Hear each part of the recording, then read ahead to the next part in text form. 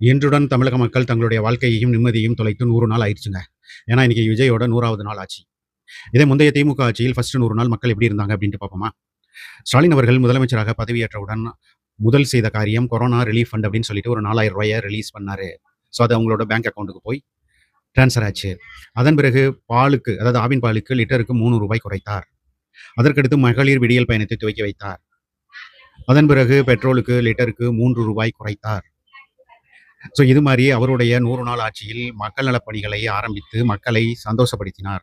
ஆனால் இன்று விஜய் அவர்கள் டாஸ்மார்க்க 700 ஷாப்பை மூடுறேன்னு சொல்லிட்டு 1000 பாரை ஓப்பன் பண்ணாரு.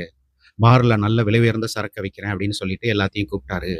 அதுக்கப்புறம் பார்த்தீங்க அப்படின்னா, உங்களால வர முடியலைனாலும் பரவாயில்ல, நீங்க ஆன்லைன்ல ஆர்டர் பண்ணி குடிங்க அப்படின்னாரு. இன்னைக்கு ட்ரக் ஆறா ஓடிக்கிட்டு இருக்கு தமிழ்நாட்டுல. அதுக்கு சாட்சி 3 நாள்ல 3 மாணவர்களின் கொலை.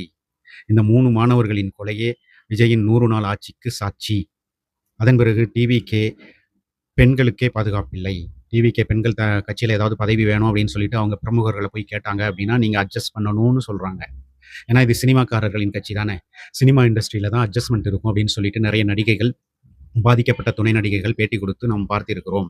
அதேபோல எங்க கட்சிக்கு பொறுப்பாளர்களையும் நியமிக்க வேண்டும், பெண் பொறுப்பாளர்களை நியமிக்க வேண்டும் என்றால் அட்ஜஸ்ட் பண்ண வேண்டும் என்று சொல்கிறார்கள். முட்டும் விலைவாசி 100 நாட்களுக்கு முன்பு முட்டையின் விலை ரூ. 5, தற்போது 6லிருந்து ரூ. 6.5. 100 நாட்களுக்கு முன்பு ஒரு கறிக்கோழி, 1 கிலோ கறிக்கோழியின் விலை 250, இப்பொழுது ரூ. 300.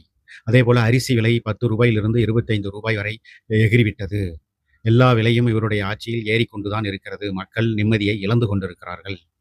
மாற்ற வேண்டும், மாற்ற வேண்டும் என்று மாற்றி ஓட்டு போட்ட மக்களுக்கு நல்ல மாற்றத்தை விஜய் அவர்கள் கொடுத்து கொண்டிருக்கிறார்கள்.